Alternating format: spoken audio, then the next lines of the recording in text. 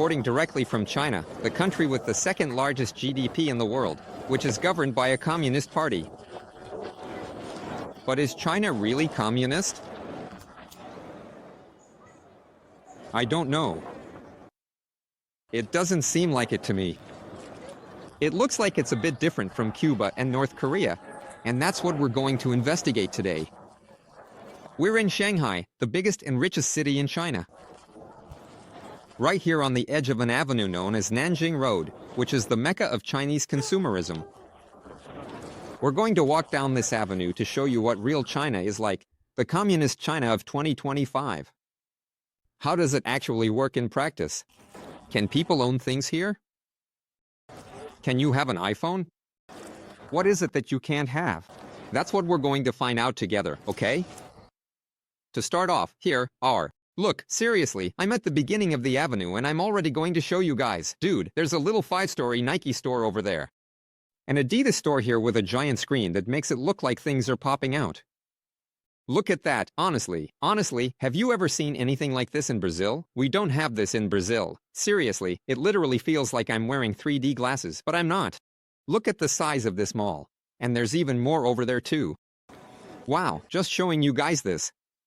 So, right from the start, you can already tell that we're not talking about a party or a communist country, right? So, I like to start by bringing you some facts, because we're going to walk around, check out the stores, and look at the city. But it's important for you to know, China is not a communist country.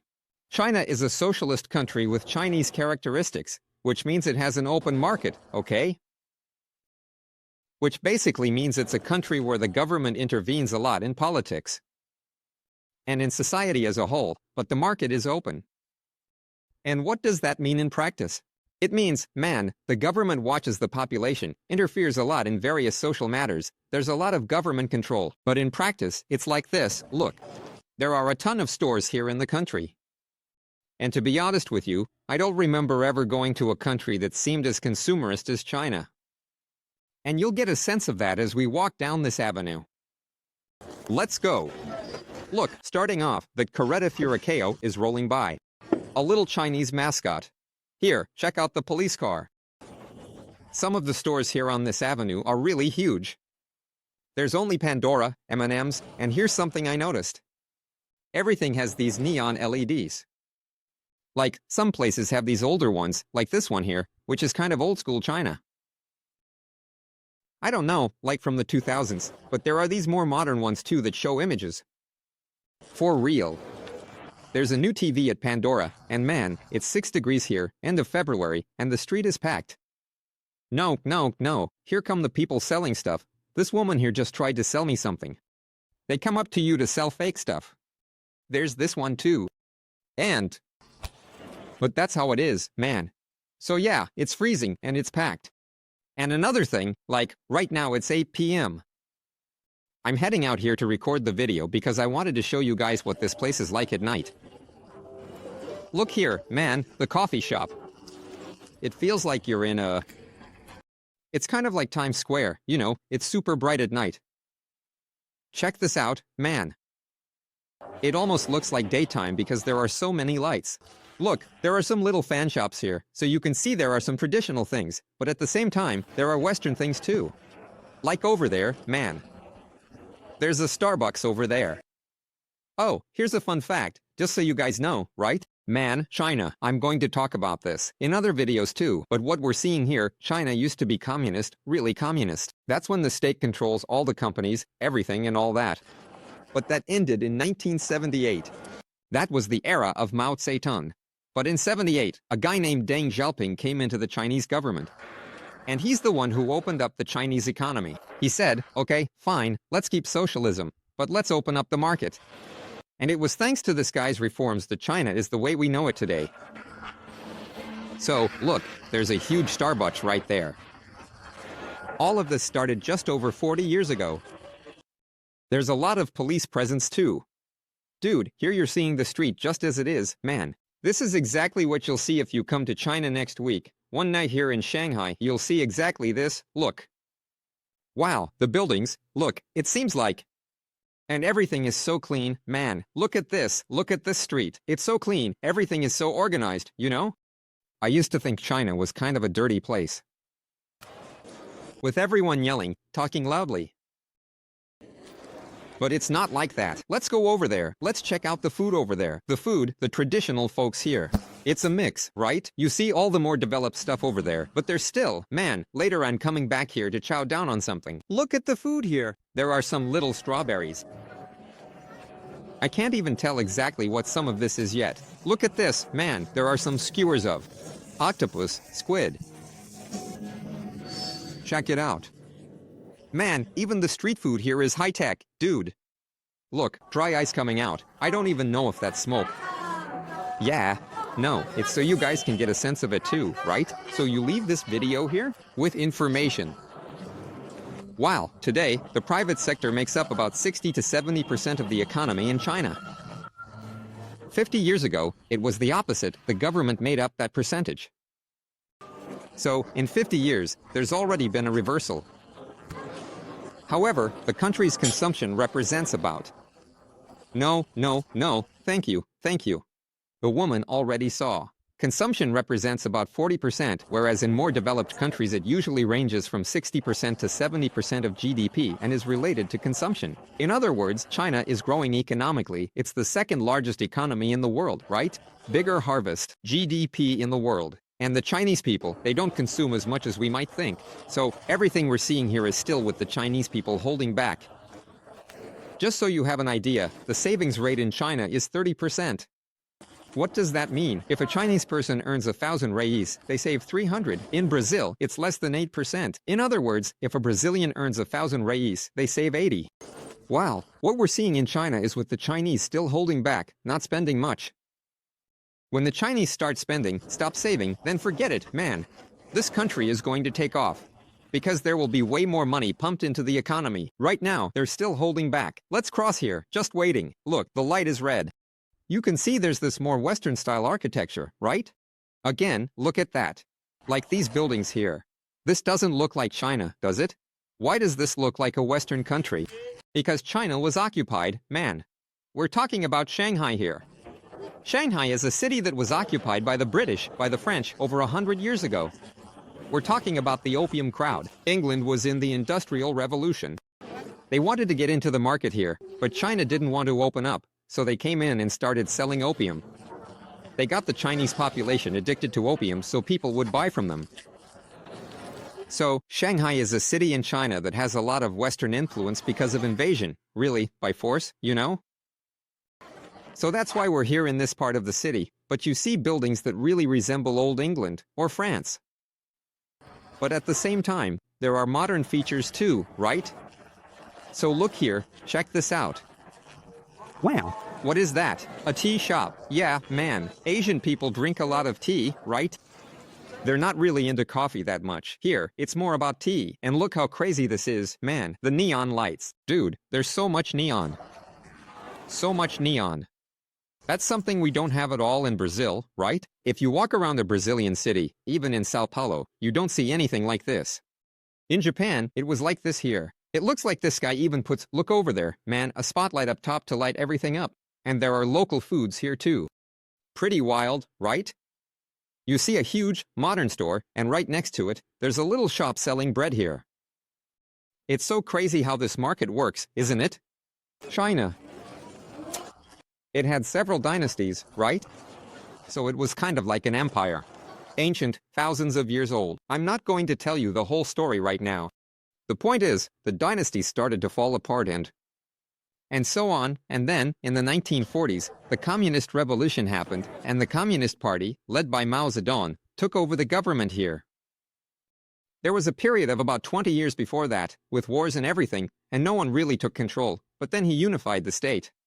So, from the early 1940s until 1978, which was when Mao Zedong was in power, his idea, he was the one who created the Chinese Communist Party, he was the one who took over, was to turn China into a communist country. It didn't work out, okay? What is communism at its core? It's when you have political control over society, but at the same time, you also control the economy. The state owns all the companies, all the industries, and the state has a planned economy, meaning the state decides what will happen in the entire economy. It went wrong. And then Deng Xiaoping came after Mao Zedong, and he said, man, let's go. Let's keep social control here over the economy, but let's also keep it over politics and society. But let's open up the economy. So that's what happened over the last 40 years, here. And now we see the results today, right? But if you had come to Shanghai 50 years ago, you wouldn't have seen any of this. Nothing even close to what you see here. Listen to the crowd shouting over there. Look at that, man. Mini punch. I think this Japanese store is famous. But you can see that. Look, there's police presence. This is really strong here, man. Everywhere you go, there are cameras, there are police. Here in China, it's a country where you feel safe, okay? Damn, man, I changed color. I'm purple. I'm pink. Why? Man, this is crazy. Look at this stack. Insane. Insane. Calm down. Hey, look, my brother here. Ni hao ma. Laughter. Whoa, he kept staring at me. Damn, come over here. What's up? Man, what the heck? Yeah. The Chinese people, I'm sharing this with you, they're a trip, man. They don't speak English, but unlike the Japanese are more like, don't touch me, I'll just stay here by myself, bye. The Chinese don't. With the Chinese, you can tell they're a happier people, funny, lively, loud. Yeah, but in a good way, you know, it's just that you can't really communicate with them, that's the thing. You know something I was just thinking about? I have a goal, which I don't know. It's to reach 100,000 subscribers by the end of this year. And most people who watch my channel's videos aren't subscribed. So, if you're enjoying getting to know China, remember that I need your support. So, go ahead and subscribe. Give the video a like, too, for yourself. Stick around for the next ones, they're going to be awesome, I promise. And that's it, then I'll be able to stay here, showing you all this. This stuff, man. When else are you going to see this, man? Only when you come to Shanghai. And you will come, if things work out for you. And if you come to Shanghai, you're going to need to pay for things. So here's a tip for you. I'm going to pause everything here to give you this tip. I'm going to give it in every video, because this is saving me right now. You need to download an app here in Japan. In China, actually. Wait, man, it's Japan, come on. It's this thing called Alipay, man. With it, look, I bought a beer here. But with it, man, it's a global app here, dude. You can scan everything you pay for with a QR code. You order Uber, you buy tickets, you buy SIM cards. You do everything with this app here. So, the thing is, you should already download it while you're still in Brazil. But you'll need to register a Brazilian card on it to be able to make payments here. And for that card, I recommend using Nomad. Nomad is an international bank that has lower fees than regular banks. When you're traveling, I'll leave the QR code here. There's a coupon too, for 20 when you make your first transfer there. You can get up to $20 cash back. But it's a great deal, because you just download your free Nomad account, make a Pix transfer to it, then you buy dollars, and with those dollars, you connect it here to Alipay and you can make all your payments here using QR code. This tip is super valuable. You're going to need this if you come to China, okay? And even if you're not coming to China, Nomad works in over 180 countries, so take advantage of it. Go ahead and secure your $20. We're in this together. And dude. Wow, let me show you this. If you like anime, come with me. Man, this is crazy. There's a Sega store, man. You know Sega, right? What is this, bro? Let's go in here. You gotta check these things out. Man, they really went all out on the storefront. Forget about it. Wow, brother. Look at Sonic, man. That's crazy. That's crazy. Wow, look at these miniatures here. You get what's going on, right? I just realized it now. I was joking around earlier because I didn't know the cartoons. But when I know it, then I want to buy it. Man, I totally spaced out. It's nostalgia, man. These things are pure nostalgia. I judged it wrong back there, okay? I'll take back what I said. I got excited here because I actually knew it. Look at this, man. There's a line. That's a line of people waiting to get in here and buy something, which are the little figures from this store here. Dude, this is so crazy. Oh, man. And there's Ultraman, one of the first anime ever. This store here is Japanese. Oh man, check it out. Ah, the minifigures, dude. This right here, man, I saw this in Japan. Guys, if you watch the Karakados videos from Japan, you'll remember this. Man, look at that, dude. The Dragon Ball minifigures, bro. What is this, man? Look, this one is 250 in the 200-something Reis range. Look, this one is insane, bro. Goku over there. Look, no, wait, that one's 6,000. Man, 6,000 for that one. And there are still some for 5,000 Reis. I don't even know the prices anymore. Some are 400, 300 Reis. No, it's not 6,000. I don't even know. Man, these minifigures are so crazy, huh? Look, some of these don't even have a price. They must be expensive, for sure. The Law. Dragon Ball. Let's go, man. Look over there. Look at Vegeta. Damn, dude. Seriously, for real. Back when I was a kid, this would have been insane. It would have been insane, if even now it's still a little. Let's head out. So that's it, man. When you're walking around here, there's everything, dude. Clothing stores, anime stores, stores for on business. I don't even know, man. Check it out. This is socialist China. This is socialist China. For you guys. So you can understand, man, that socialism has different sides. We were taught to think that China is like a Cuba, right? Like a North Korea, that's how I used to think. But it's not like that. It's nothing like that, actually. It's the second largest economy in the world. Man, what did you find? You thought you'd get here, second biggest GDP in the world, and everyone would be begging for food on the street? You don't see homeless people here. I haven't seen any. I saw 2 homeless people here in Shanghai. This is a city with over 20 million people walking around. That's not how it is. Is there poverty in China? There is. There is poverty in China, but it's not here. And another thing, in the last 2 decades, they've lifted 800 million people out of poverty. That's just what China has done. I'm not here to say which system is better or worse. In fact, there's a famous quote from Deng Xiaoping, the guy who opened up China's economy. It doesn't matter if the cat is black or white, as long as it catches mice.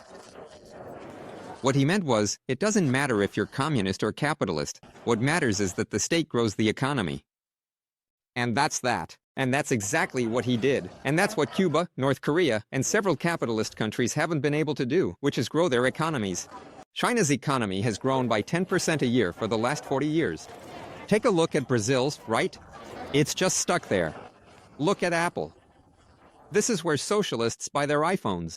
Let's see how much an iPhone costs here in China. Is it cheap? Is it expensive? I don't know. Let's find out. Let's go inside. Look, here's the Apple Store. Dude, let's see how much the iPhone 16 costs. Let's check it out. This one is the iPhone 16 Plus. It comes out to about 6,000 and something Reis. I think that's only about half the price you'd pay in Brazil. 16 Pro Max. The 16 Pro costs 8,000 in their currency. 8,000 is about 7,000 and something Reis. In Brazil, this is more than 12. Here's something people don't know. 20% of all iPhones in the world are sold here in China. Just 20%, okay? So, next time you want to make a joke about socialists with iPhones, it's true. Who has the most iPhones in the world? There's socialists here in China. It's the country with the most iPhones in the world. Helping the old lady out here. Always be polite. You're in someone else's country, so be more respectful. But honestly, it's crazy people here in China are really obsessed with iPhones. Back in 2011, there was a case of a guy who sold his own kidney to buy an iPhone 4 at the time. And the lines when a new iPhone is released here are insane. So China has this thing with the iPhone, with Apple, that is.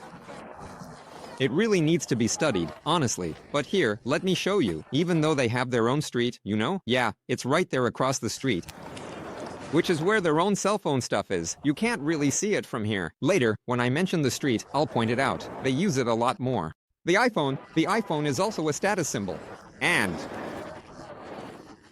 for them, look, let's cross the street, guys. This is a Tuesday night and it's packed, really crowded. And then there's Huawei, which is the biggest Chinese cell phone brand.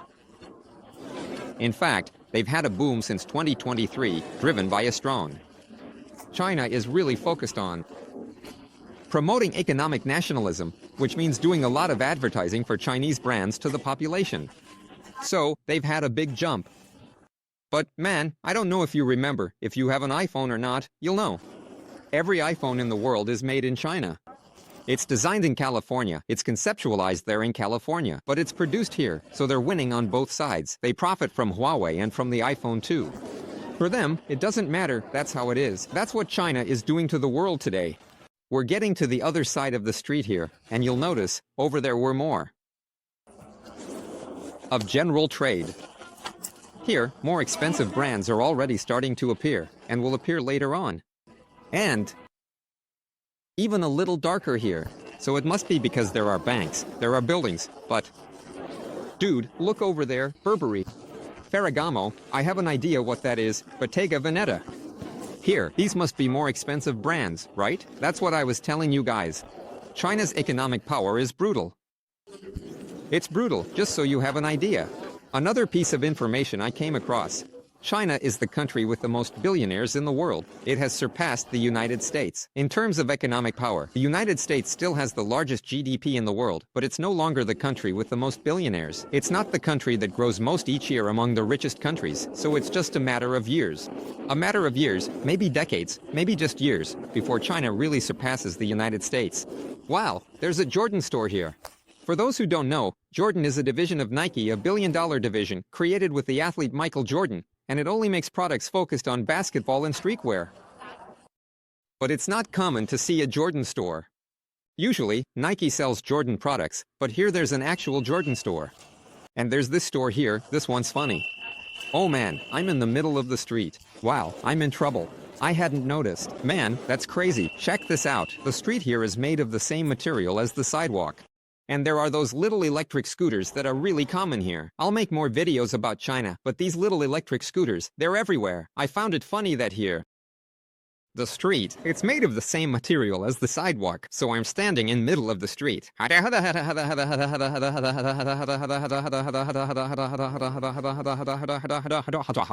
was right in the middle of the street, man. All the Chinese people were listening. I realized I was recording right in the middle of the street, man.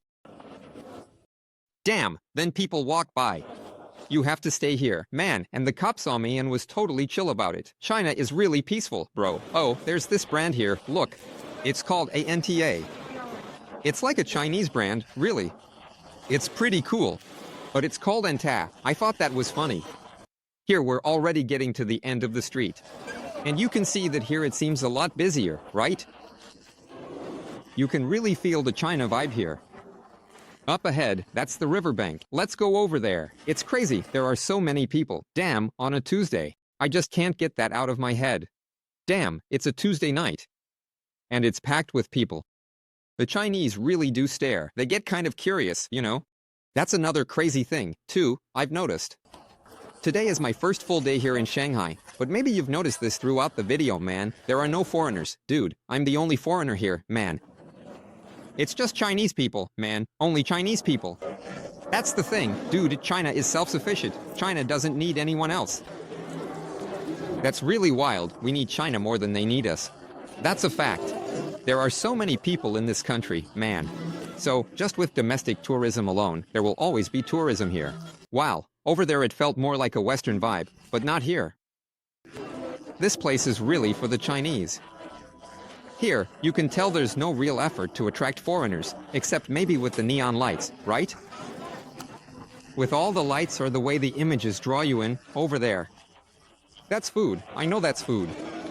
This right here, this. We're already moving toward a more authentic China, where there's no effort to translate anything. Ah, and over there we have the Pearl, which is that famous TV tower in China. That was the walk. In this video, as you walked with me, you got to see a little bit of this area. You got to know the communist side of China, the consumerist side of China, and also the communist and socialist side, because here in China it's all mixed together. China is this funny contradiction between what it should be according to its labels and what it really is. Because of its beautiful image and its present reality. This is China, folks. This is the skyline, the skyscrapers of Shanghai. That over there is the wealthiest part of the city. It was great having you with me here today. If you haven't subscribed yet, subscribe to the channel and give this video a like. This is one of the first videos in a series where I'm exploring this ancient country, China. And it will be a huge pleasure to have you with me on this journey.